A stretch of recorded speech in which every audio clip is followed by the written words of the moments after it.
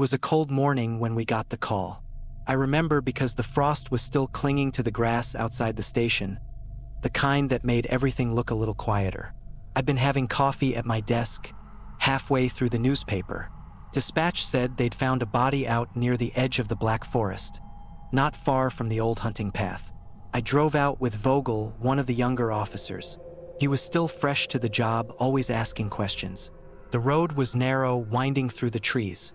The sun barely broke through the branches, even that late in the morning. I've lived near the forest my whole life, but something about it always made the air feel heavier. When we arrived, the paramedics were already there, standing a few meters away from the body. Nobody was in a rush. That's how you can tell when something's off. Everyone gets careful. The man was kneeling, half sunk into the frozen earth. His hands were still gripping a small leather bag, fingers locked around it so tightly they turned blue.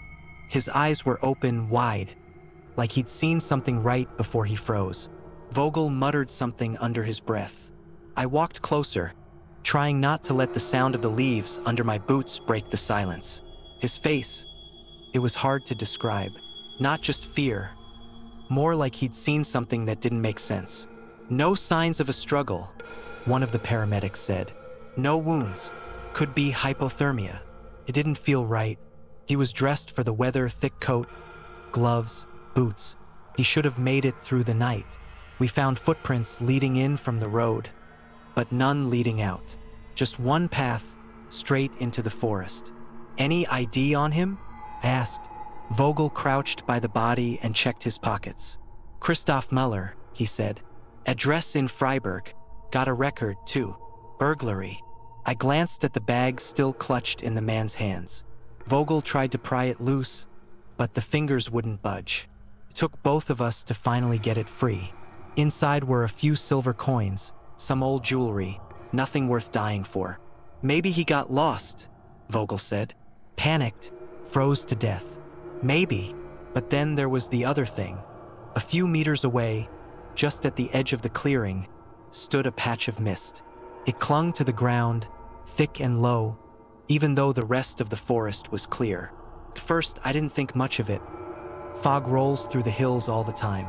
But the longer I stood there, the more I realized it wasn't moving, just sitting there heavy and still. I walked over to it, half expecting it to break apart as I got close. Didn't. Stayed there, cold and damp against my face. I thought I saw something in it, a shape, but when I blinked, it was gone. Vogel came up behind me.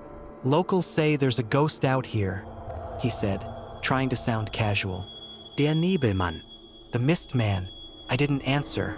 People talk about things like that around here. You grow up with the stories. Witches in the hills, spirits in the forest. You stop listening after a while. But standing there with the frost biting at my fingers, I couldn't shake the feeling that someone was watching.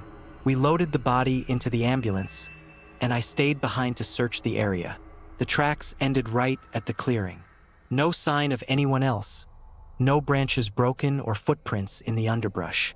Just one man walking into the mist and never coming back out. By the time I got back to the station, the frost had melted. The autopsy came in later that week. No drugs, no signs of trauma. Official cause of death: exposure. I signed off on the report, filed it away like any other case. But I still think about that clearing, about the way Muller's eyes looked. Not just afraid, but like he'd seen something he wasn't supposed to. And the mist, how it stayed in one place like it was waiting. A few weeks later, we got another call. Another body found in the same clearing. Different man, same expression. Same patch of mist clinging to the ground. I don't talk about it much.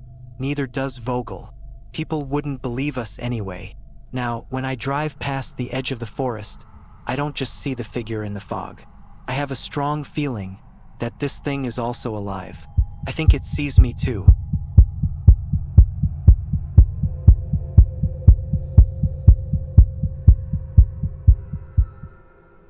I always thought life owed me something. Not in some big, dramatic way, just that I deserved more than what I'd been given. I wasn't a bad man, not really. I worked hard enough. Showed up on time at the hardware store every morning. But there's only so much you can do in a place like ours. One of those villages tucked between fields and forest, where nothing ever really changes. The kind of place you leave if you're smart. I never left. Most of the old stories never meant much to me. People talk about things to pass the time, little superstitions. The way you should never whistle after dark, or how the old crossroads out past the mill was cursed. The legend of the Eiserne hand always seemed like one of those stories. You heard it as a kid, then forgot about it. But when you're backed into a corner, those stories start to sound different. It was money that got me thinking about it, always money. My boss had cut back my hours again. Said business was slow. Rent was piling up. There were things I wanted, things I was sure I deserved by now. I'd been around long enough to know nobody was going to hand me anything. One night, I was at the pub, sitting at the bar with Klaus. He'd had a few too many and started talking, half to himself, half to me. "You ever heard how it really works?" he asked. I didn't need to ask what he meant. "They say it still comes," he went on, voice low. "You bury something that matters. If you're desperate enough, if you're willing to pay the price, it'll come." I didn't believe him. Not then. But the words stuck in my head, like a splinter. A week later, I went to the crossroads. It was colder than I expected, the kind of damp chill that settles in your bones. The dirt was packed hard under my boots. I stood there a long time before I did anything. Felt stupid even being there. I buried my father's watch. It was the only thing of real value I had left, old and heavy, with his initials scratched into the back. I hadn't worn it in years, but it still ticked. Afterward, I just stood there, waiting. Nothing happened. Started small. The next morning, there was an envelope tucked under my door. No name, no stamp. Inside was 500 euros, crisp and clean. I didn't tell anyone. A few days later, it was 1,000, then 5,000. By the end of the month, I had more than I'd ever seen in my life. No explanation, no strings. I quit the hardware store, paid off my debts, bought new clothes, better food.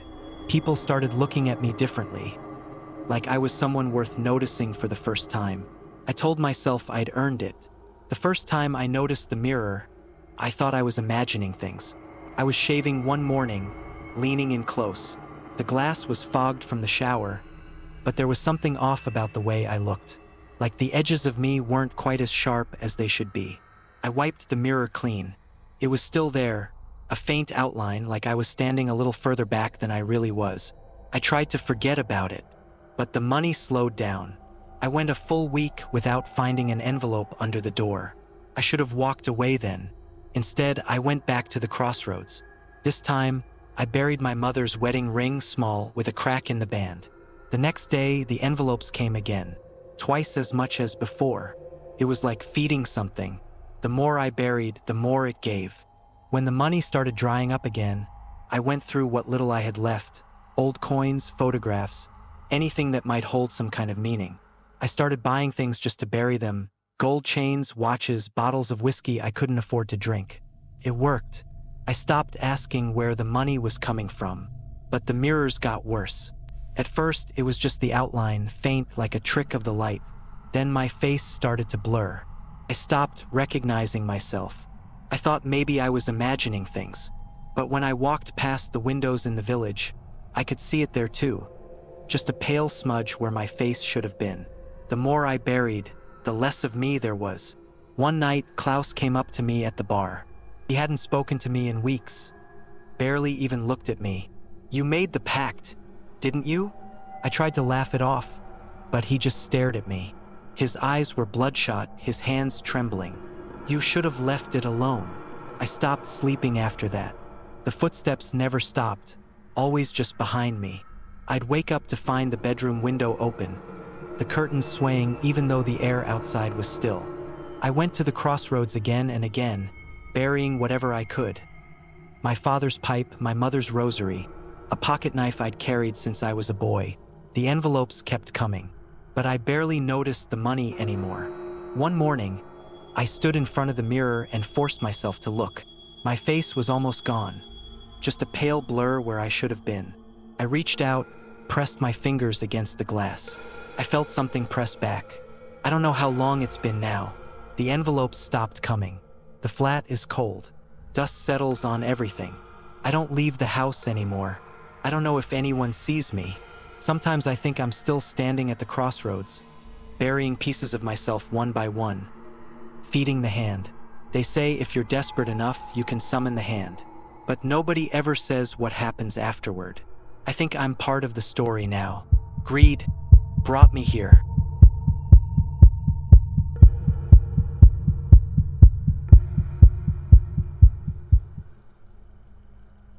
I didn't want to move to the castle. My parents had been searching for years, somewhere with charm and history.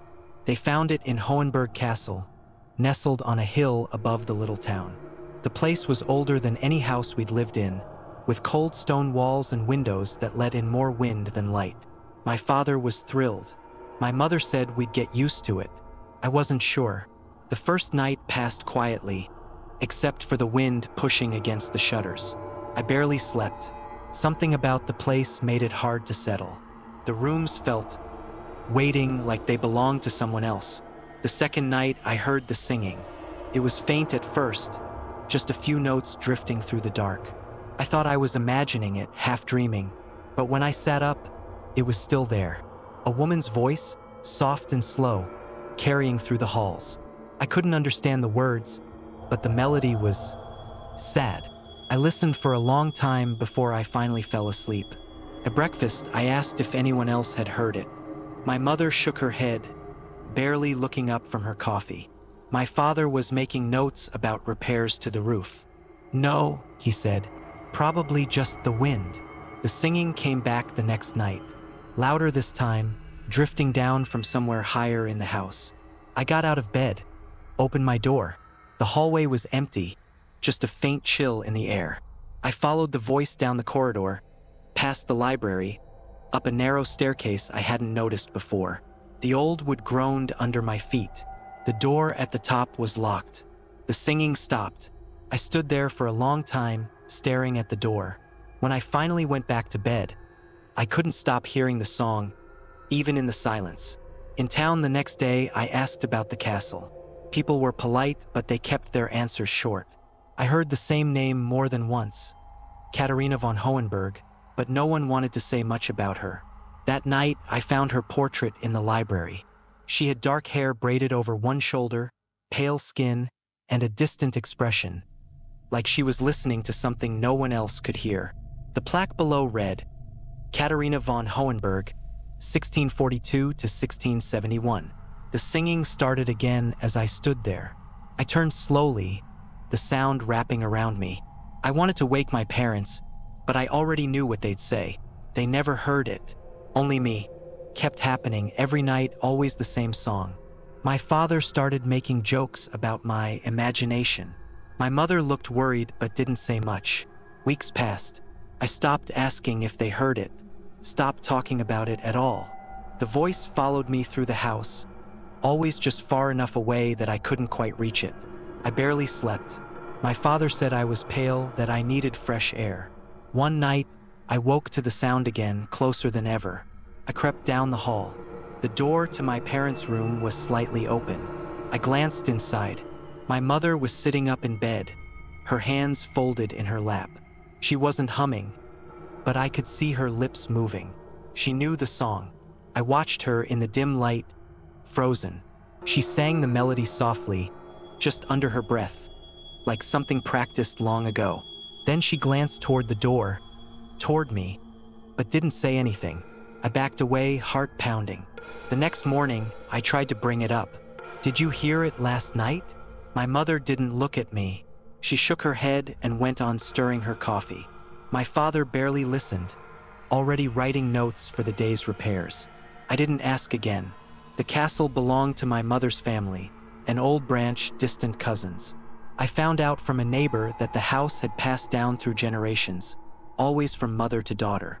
I think she heard it the whole time. I think she always had. But some things aren't meant to be talked about. I still hear the song every night. I think one day I'll know the words,